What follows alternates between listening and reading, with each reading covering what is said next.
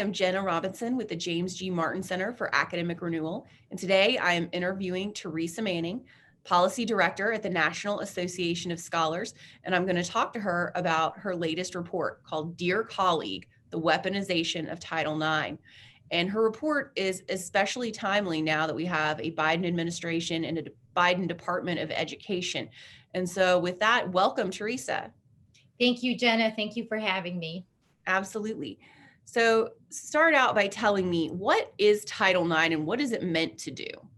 Yeah, great question. So Title IX is a 1972 congressional statute that bans sex discrimination at schools receiving federal funds. And it was intended as an equal opportunity law, preserving access to education free of sex discrimination at that time, meaning mostly women. It was part of the whole era preserving access, equality, and opportunity and banning discrimination based on race, sex, color, religion, national origin. So we had some legislation like that in the 60s, the Civil Rights Act of 1964, also the Higher Education Act of 1965. So Title IX was an outgrowth and part and parcel of that era. And I know when I first started learning about higher ed, working in higher ed, I mostly thought of Title IX as having to do with sports, with women's sports. That was what I thought about. But Yeah, now it's yeah. changed. Yes. So it's been an interesting trajectory, to put it mildly. I'll just share the wording of the statute so everyone can hear how benign the legislation is. The exact wording is that no person in the United States shall, on the basis of sex, be excluded from participation in, be denied the benefits of, or be subjected to discrimination under any education program or activity receiving federal financial assistance.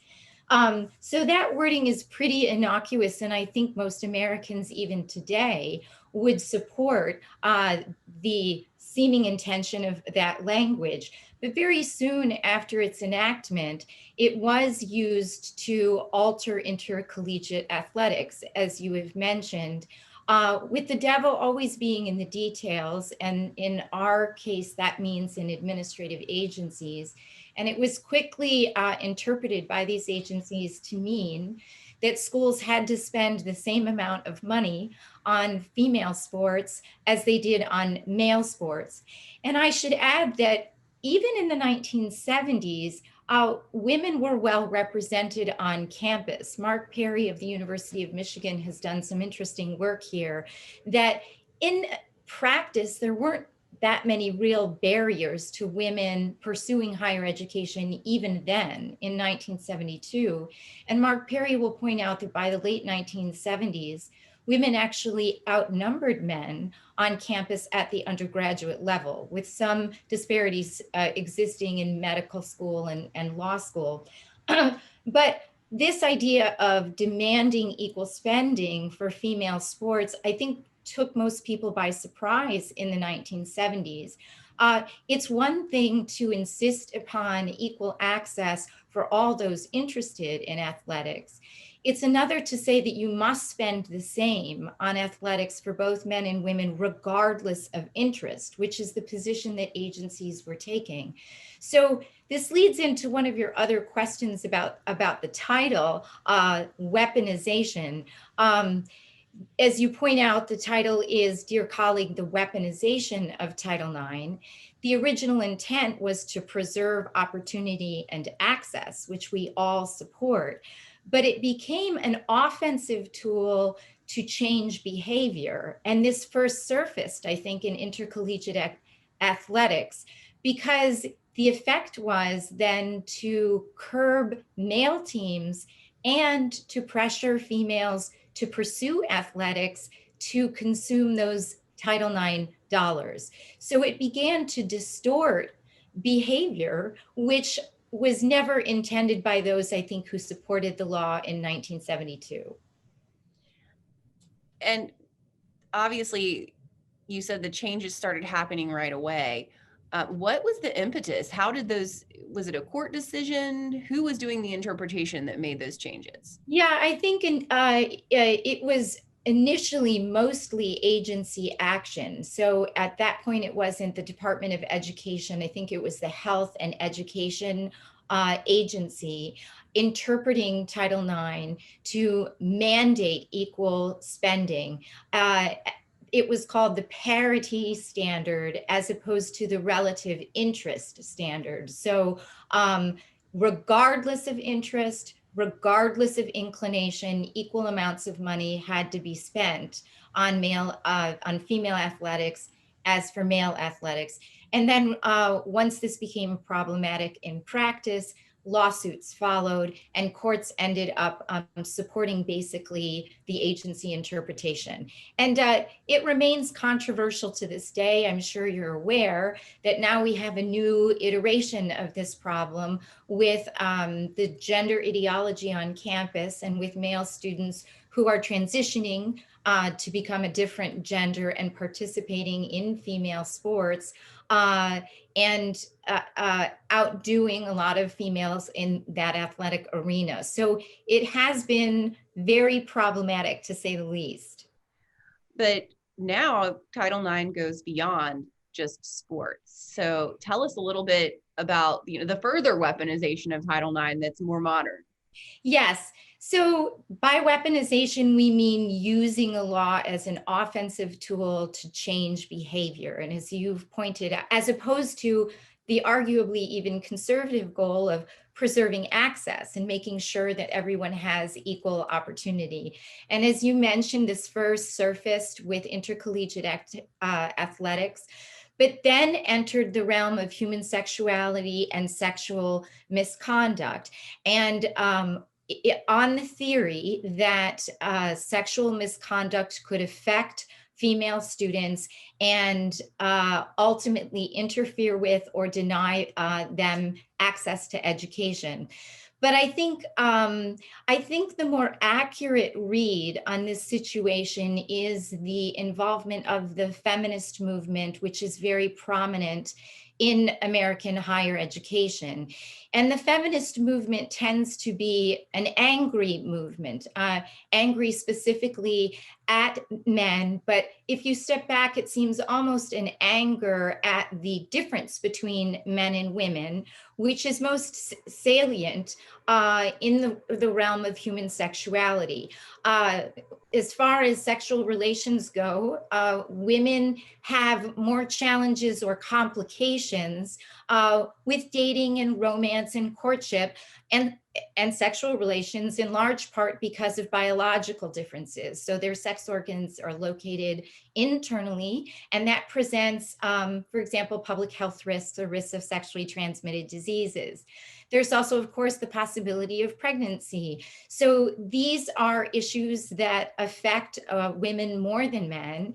And I think the feminist mindset is angry at these biological differences and the difference in risks. As a result, they try to change courtship and dating to make it risky for men also. And what has happened is that with the feminist movement, there has been a general hedonism, sexual hedonism promoted from university administration, encouraging indiscriminate, widespread sexual activity. And when things go wrong, when there are misunderstandings or missteps, the inclination is to fault the man. And we see, for example, the phrase toxic masculinity, which illustrates how angry the feminist movement can be at men. And what's unfortunate here is that the whole dynamic on campus is to encourage this type of sex on demand, which almost guarantees that there will be misunderstanding and misdeeds. And then post hoc, their tendency is to characterize that as sexual assault, sexual misconduct, or sexual violence. And it gives them the opportunity to investigate these dating relationships and to demand that behavior change. I called it once the arsonist in the firehouse. These administrators are promoting sex on demand, knowing that these mishaps will occur, and it gives them the opportunity to come in, put out fires they started, and to demand change in dating and sex behavior. Right. So in your report, you did case studies on various universities and their applications of Title IX. Tell me how you conducted these investigations and what you were looking for. Right. So we surveyed 6 schools, mostly in Virginia and in New York State, although also one in the Midwest. So visits were at James Madison, George Mason University, Virginia Tech, Geneseo SUNY School in New York State.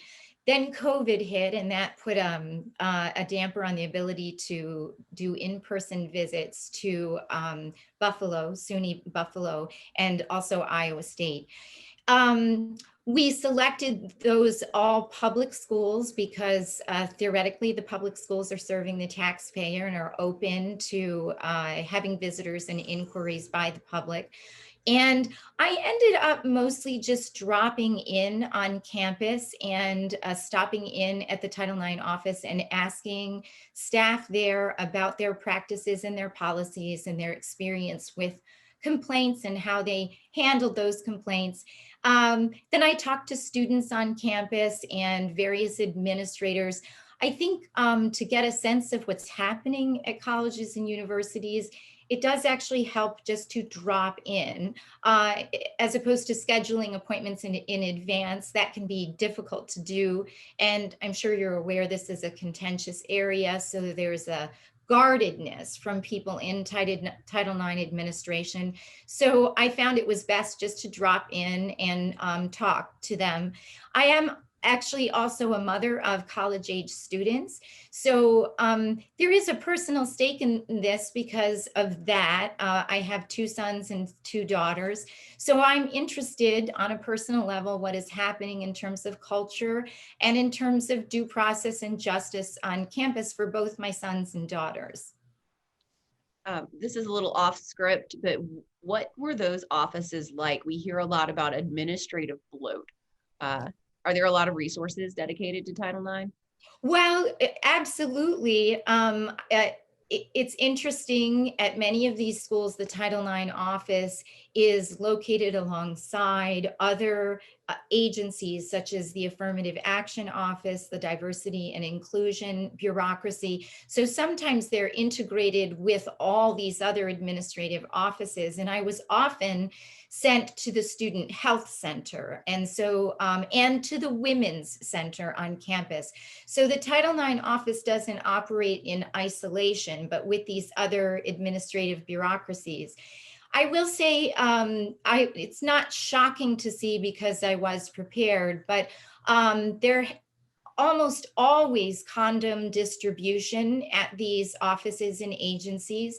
Almost always there are pamphlets encouraging sexual activity with most prominent representation by Planned Parenthood, their publications. They treat an array of sexual pathologies, I would say. A lot of these pamphlets discuss sexual violence, but also discuss the how to use condoms, how to derive enjoyment from sexual relations. So it's a strange impression of both sexual hedonism, but then also a dark underbelly of sexual hedonism, that is that things can go wrong. And this is where they go to be encouraged to engage in sexually hedonistic behavior, but it's also where they go if things go wrong. Again, going to this arsonist in the firehouse metaphor, they're sort of encouraging the very behavior that is going to result in complaints. Interesting. So, what did you find when you looked into these Title IX offices and these universities? Yeah, so what the main takeaway here is that these offices have completely lost sight of Title IX as an equal opportunity, equal access law. In many of the policies and in many of the conversations, the phrase equal access to education or the concept of equal opportunity to education does not even surface. Instead, the attention is 99% on student sexual mores. And one Title IX coordinator admitted that all of her time is spent fielding complaints about sexual misconduct problems. So uh, the the abuse of Title IX, leaving it from the realm of educational access and foisting it into this arena of dating and romance and courtship, the exception has sort of swallowed the rule. And now these offices are almost 100% devoted to encouraging sex on campus and then fielding complaints of sexual misconduct. And I don't think educational opportunity and access even crosses their mind as a practical matter. Great. What did you find about due process when you were doing your investigations? Right. So that is interesting because, as most probably are aware, because of the now high profile nature of the campus sexual assault debate, starting in the Obama administration, where campus sexual assault was said to be an urgent problem. And I should say that where true sexual assault is happening, which we do have cases often involving student athletes and true criminality, sexual violence, and assault.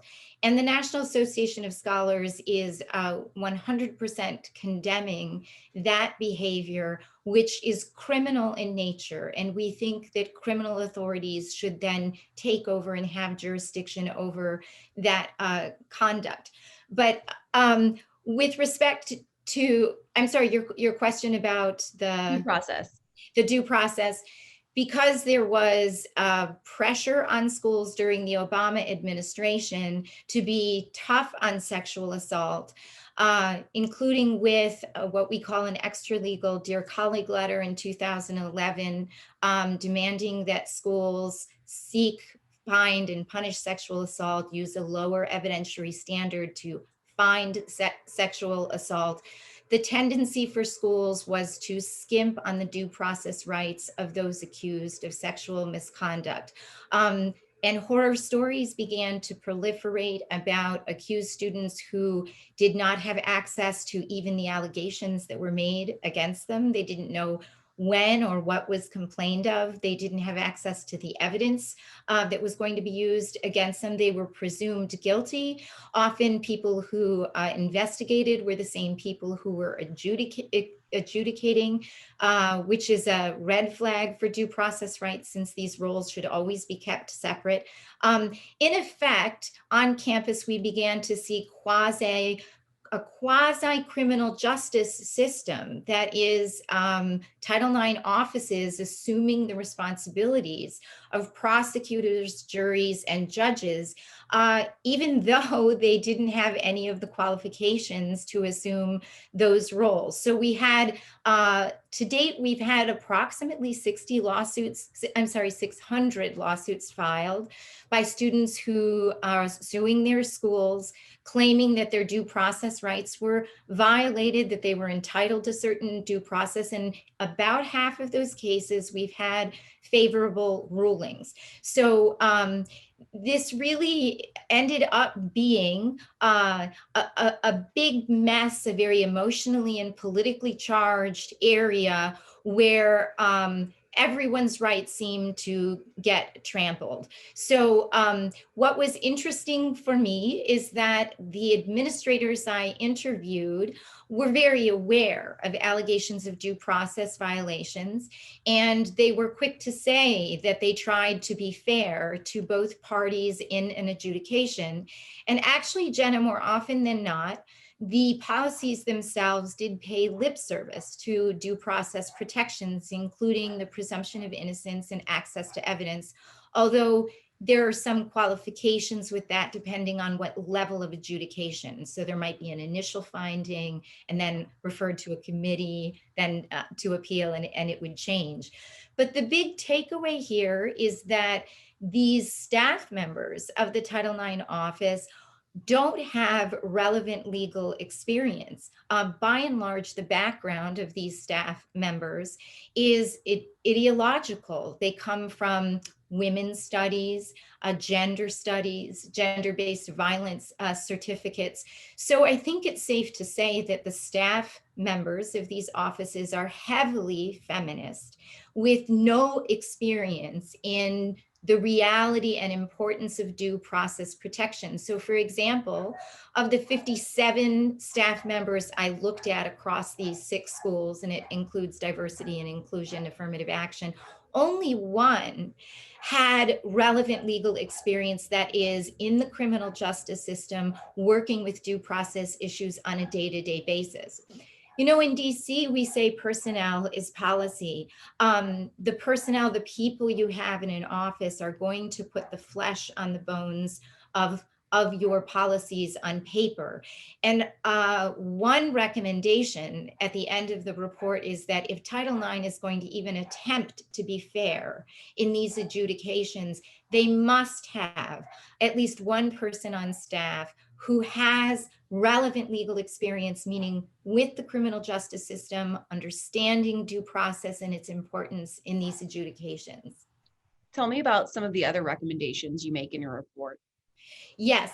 Well, as I've mentioned, it's sad to report that so many of these administrators at colleges and universities, especially in these health centers and women's centers, are promoting a sexual hedonism. One quote was a standout in my travels from the health center at James Madison University, where the health counselor said that they are all about student autonomy and sexual pleasure, whether you're a person with a penis or a person with a vagina. And that speaks volumes, of course, because the sexual difference by the very statement is just incidental. This is like having brown hair or blonde hair, but it's also a bald admission of condoning and encouraging students to use each other for sexual pleasure.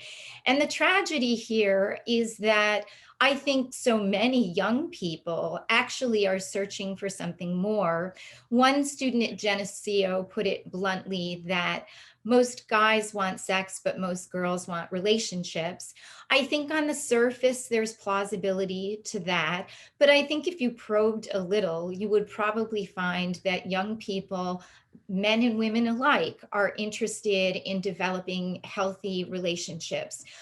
So it's a sad fact indeed that we are now, through our colleges and universities, encouraging sexual hedonism rather than preparing our young people for stable and healthy relationships that ultimately could lead to family formation and healthy families. So in response to this hedonism, which is often called the hookup culture, you've probably Right. heard that, organizations have developed, and foremost among those is one called the Love and Fidelity Network. That's housed at Princeton University, and as its name implies, it works on developing character among students to prepare them for relationships of faithfulness, love, and fidelity, and gives them the tools to develop that way, and gives them connections with other students who are fed up with the hookup culture, who see the pain that it is caused from sexually transmitted diseases to emotional pain, and know that there's something better out there. There's also from Boston University a program called the Dating Project.